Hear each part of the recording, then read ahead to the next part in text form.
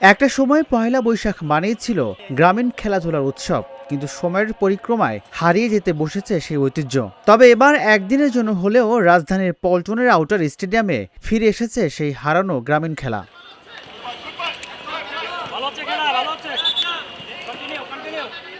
বৈশাখীর আনন্দে মেতে উঠেছে পল্টনের আউটার স্টেডিয়াম। শহরের কনক্রিটের ভিড়ে একদিনের জন্য ফিরে এসেছে গ্রামের সেই চিরচেনা খেলাধুলা।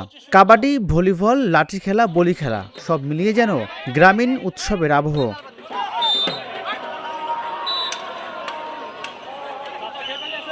আমাদের বাপ দাদারা যখন এই খেলাটা করিয়েছে তখন খুব দর্শক হয়তো খুব আনন্দ সাথে আমরা দেখেছি, খুব আনন্দ পাইছি। কাজ কাম ফেলাতে এই খেলা আমরা দেখেছি। বৈশাখী মেলায় আমরা অনেকদিন পর খেলতে পারছি, এটা খুবই ভালো হয়েছে আমাদের জন্য। শৈশব ফিরে পাওয়া সম্ভব না, কিন্তু এই বৈশাখীর মাধ্যমে যে আমরা শৈশবের স্মৃতিচারণ করতে পারছি, এতেই আমাদের অনেক ভালো লাগছে। আর আমাদেরকে অনেক ভালো লাগছে, সবাইকে আমরা সবাই একসাথে খেলতে পারতেছি।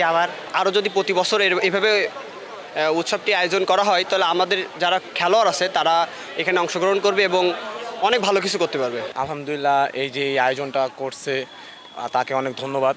আর আমরা চ্যাম্পিয়ন হয়ে অনেক খুশি হয়েছি। আমরা চাই আগামীতে যেন এরকম আরও অনেক টুর্নামেন্ট হয়। শহরে আসি যে খেলা করছি, টিভির পর্দায় চ্যানেলে দেখে আমাদের মনের কাছে খুব ভালোই লাগে। শুধু বিনোদন নয়, এই আয়োজন যেন স্মৃতির দুয়ার খুলে দেয়।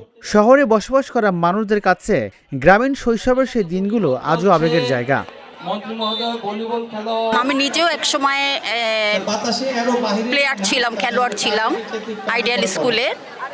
আর এখন যেহেতু অনেক দিন খেলার সাথে আর নাই, কিন্তু এখন এখানে দেখে শৈশবের দিনে ফিরে গেলাম আর কি। ভালো লাগছে, খুব ভালো লাগছে, এনজয় করতেছি। কানামাছি, তারপর বৌচি খেলা, হাডুডু খেলা, যেগুলো ছোট শৈশবে কম বেশি অনেক খেলাধুলা করেছি, তো এখন সেই স্মৃতিগুলি ভেসে উঠছে। গ্রামীণ খেলাধুলার এই ঐতিহ্য ধরে রাখতে এমন আয়োজন নিয়মিত চান এখানে আসা দর্শকরা। বাংলাদেশের ইতিহাসে কিন্তু পয়লা বৈশাখে কখনো কোনো উৎসব হয়নি, ক্রীড়া উৎসব হয়নি। উনি কিন্তু আগেও করেছেন, তখন আমরা ছিলাম না, কিন্তু এখন আবার 20 বছর পর উনি আবার করছেন।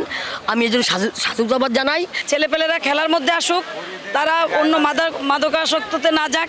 এই খেলাগুলোকে বাঁচিয়ে রাখতে হবে।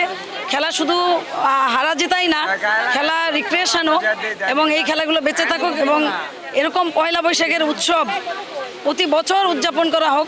আমরা আসলে চাই কি আমাদের বাচ্চারা এইসব খেলা শিখুক, বাচ্চারা এইসব খেলা জানুক।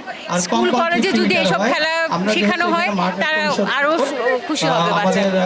যুব ও ক্রীড়া প্রতিমন্ত্রী বলেন, গ্রামীণ খেলাধুলাকে আরও প্রাধান্য দেওয়া হবে। সেই সাথে আগামী বছর থেকে পয়লা বৈশাখে নিয়মিতভাবে এসব খেলার আয়োজন করবে সরকার। এই বাংলা নববর্ষের মাধ্যমে আমি বিশ্বাস করি আমাদের যে দেশপ্রেম, সেটাকে আপনারা সবাই ধারণ করবেন, পোষণ করবেন, এবং সেই ধারণ পোষণ থেকে আমরা আমাদের বাংলাদেশকে একটি ক্রীড়াবান্ধব দেশ, একটি ক্রীড়াবান্ধব পরিবেশের মাধ্যমে আমাদের এই সমাজে যে বিশৃঙ্খলা রয়েছে সেগুলোকে দূরে ঠেলে দিয়ে আমরা এই বাংলা নববর্ষে শপথ নিব যে আমরা মননশীলতার মাধ্যমে, আন্তরিকতা, ভ্রাতৃত্বতার মাধ্যমে আমরা যাতে একটি সুন্দর পরিবেশ বজায় রেখে আমাদের যে সমাজের যে বিশৃঙ্খলাগুলো রয়েছে সেগুলো দূরে ঠেলে দিয়ে আমরা এগিয়ে যাব ইনশাআল্লাহ। বৈশাখের এই খেলাধুলা যেন হারিয়ে না যায়, সেই সাথে গ্রামীণ খেলাধুলাকে আবারও জনপ্রিয় করে তুলতে কাজ করা। আমিনুল হক। দুর্ভাগ্যের বিষয় হচ্ছে যে আমাদের বর্তমান প্রজন্ম,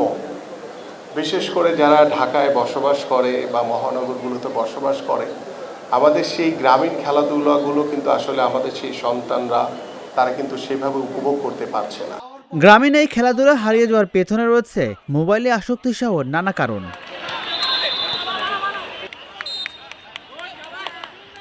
একটা সময় বৈশাখ মানেই ছিল গ্রামীণ খেলাধুলার মহা উৎসব, তবে কালের পরিক্রমায় সেগুলো প্রায় হারিয়ে যাচ্ছে।